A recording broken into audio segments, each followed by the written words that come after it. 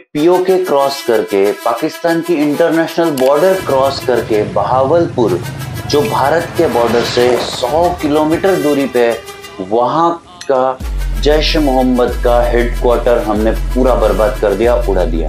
पिछले 3 दिनों में बहुत सारे ड्रोन्स का अटैक पाकिस्तान ने भारत पे किया। पूंछ सेक्टर में 17 लोगों की जान चली गई, इनोसेंट लाइव्स थे, बच्चे थे। पाकिस्तान ने एक हेवी शेलिंग की, बहुत सारी बमबारी की, सिंधु या इंडस वाटर ट्रीटी को कैंसिल करते हुए। क्या भारत के कुछ लोग टेररिज्म को सॉफ्टली सपोर्ट करते रहते हैं?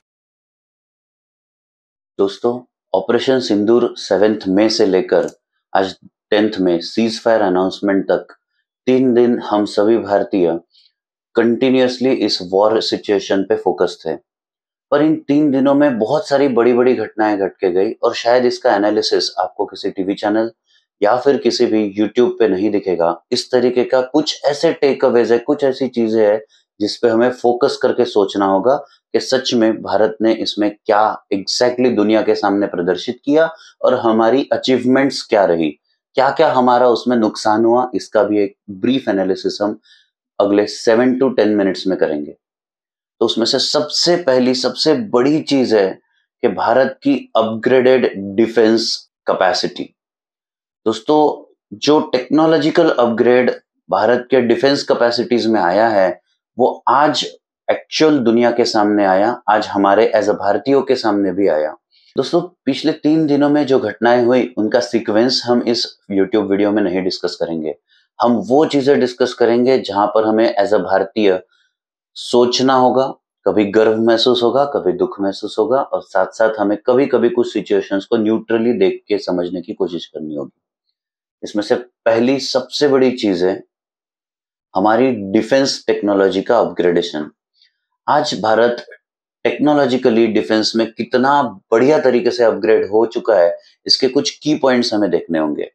उसमें सबसे पहला मुझे सबसे प्राउड जो चीज दिखती है दोस्तों, वो ये है कि भारत में खुद बने हुए एंटी ड्रोन्स मिसाइल और प्रिसाइज ड्रोन्स जो अटैक करके सही टारगेट चुन के डिस्ट्रॉय कर सकते हैं, जो कि डीआरडीओ ने खुद डेवलप किए है।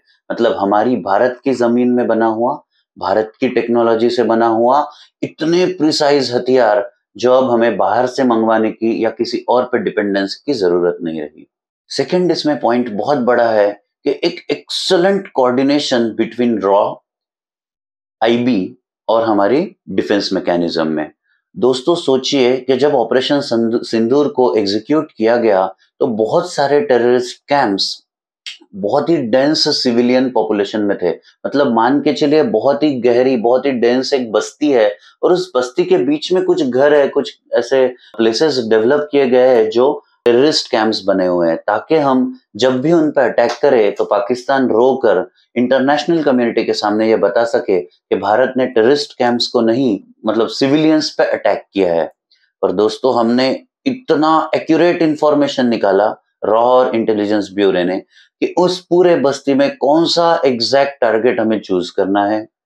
वो पीओके में कुछ 30, 35, 20 किलोमीटर पे थे, पर एक टारगेट हमें सच में सोचने पे मजबूर कर देगा दोस्तों।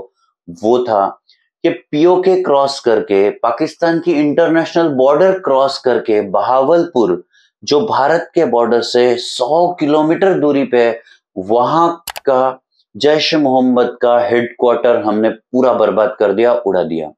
100 किलोमीटर दूर भारत के बॉर्डर से एग्जैक्ट वो टारगेट चूज करना, और वो भी इंटरनेशनल बॉर्डर क्रॉस करके।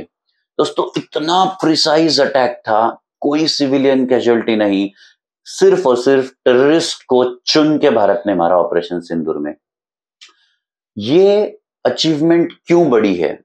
क्योंकि इस अटैक में पाकिस्तान के 7 बहुत बड़े टेररिस्ट जो इंटरनेशनली अक्लेम्ड टेररिस्ट थे, उनकी मौत हुई। जैसे मैं आपको समझाना चाहता हूं या बताना चाहता हूं, जिसमें मुदस्सर खान, हफीज जमील जो कि हफीज सईद का बड़ा भाई है, साथ में मोहम्मद यूसुफ अजहर, मोहम्मद हसन खान, अब्दुल मक्की और मौलाना अब्दुल रऊफ अजहर। दोस्तों, ये मौलाना अब्दुल रऊफ अजहर वही टेररिस्ट है जो IC-814 हाईजैकिंग में शामिल था, और एक तरीके से NSA अजीत डोभाल जब IC-814 हाईजैक हुआ था, उनसे इंटरैक्शन कर रहे थे। आज हम देखते हैं कि एक दूसरे तरीके से सोचे तो शायद आज एक अजीत डोभाल के भी चेहरे पे एक अजीब सी खुशी आई होगी कि जब उस दिन मैं हारा था, आज उसी टेररिस्ट को हमने प्लान किए हुए ऑपरेशन में मार गिराया। ये बहुत बड़ी अचीवमेंट है। Exact precise targets, excellent coordination between IB, raw and arm forces, जो इससे पहले शायद बहुत ही रेयर केसेस में हमने देखा था। इसके साथ साथ दोस्तों, जो भारत ने वेपन्स इस बार यूज किए, हमने एंटी ड्रोन मिसाइल DRDO ने जो डेवलप किए थे उन्हें तो यूज किया ही है, पर साथ साथ सोचिए ये टारगेट्स हिट करते वक्त हमने स्कैल्प और हैमर जैसे एग्जैक्ट बहुत ही शार्प वेपन्स यूज किए। इनकी टेक्नोलॉजिकल एडवांसमेंट इतनी बढ़िया है, मैं थोड़ा सा इसे एक्सप्लेन करना चाहूंगा कि स्कैल्प मिसाइल जो है वो 3 डिफरेंट फेजेस में काम करता है। जैसे नेचुरली देखा गया है कि जो टेररिस्ट है वो बहुत बड़े बड़े कंक्रीट बंकर्स में, मतलब फर्स्ट लेयर ऑफ कंक्रीट, उसके बाद बेस लेयर, और उसके बाद जब बंकर्स उसके नीचे एक तहखाना बना के उसमें रुकते हैं, तो हम कितना भी अटैक कर ले बाहर से, उनको हम किल नहीं कर पाते, वो बच जाते हैं। पर इस बार स्कैल्प मिसाइल कैसे थी? इसका पहला फेज था जो पहला कंक्रीट की लेयर को डिस्टर्ब कर दे, पूरा उसको खोल के रख दे, उसे एक्सप्लोड कर दे। सेकंड, जब सेकंड फेज में मिसाइल अंदर घुसती है तो वो बंकर को तोड़ के अंदर जाती है, और वहां जाके कोई विस्फोट नहीं होता, वहां पे ये मिसाइल 400 डिग्री सेल्सियस का टेम्परेचर जनरेट करती है, ताकि कोई कैसे भी छुपा हो उसके बॉडी का पूरा धुआं बन जाए, पूरी राख बन जाए। पर हमारा टेक्नोलॉजिकल अपग्रेड और एक चीज से पता चलता है। जैसे ही ऑपरेशन सिंदूर कंप्लीट हुआ, उसके बाद पाकिस्तान ने बहुत सारे ड्रोन अटैक्स भारत पे किए। देखा जाए तो ये ड्रोन अटैक्स ज्यादा करके ये चेक करने के लिए थे कि भारत की एंटी एयर डिफेंस सिस्टम किस तरीके से काम करती है। भारत के ADS ने, मतलब एयर डिफेंस सिस्टम ने एक्सलेंट वर्क किया, और जो हमने रशिया से S-400 मिसाइल्स खरीदी थी, उनका भी सही उपयोग यहाँ पर हमें ध्यान में आया। ऑलमोस्ट 400 से 500 ड्रोन्स यहाँ पर मार गिराए गए। कुछ उसमें तो फतेह-1 नाम की एक मिसाइल भी है, जिसे भी भारत ने बहुत ही सक्सेसफुली गिरा कर दिखाया। दोस्तों, इससे हमें एग्जैक्टली पता क्या चलता है? S-400 का यूज, भारत का एयर डिफेंस सिस्टम कितना मजबूत है, और इससे आगे जाके एक पॉइंट हमें जरूर नोटिस करना चाहिए। वो ये है कि ये अटैक होने के बाद भारत ने पाकिस्तान की जो एयर डिफेंस सिस्टम थी उसकी पूरी पोल खोल के रख दी।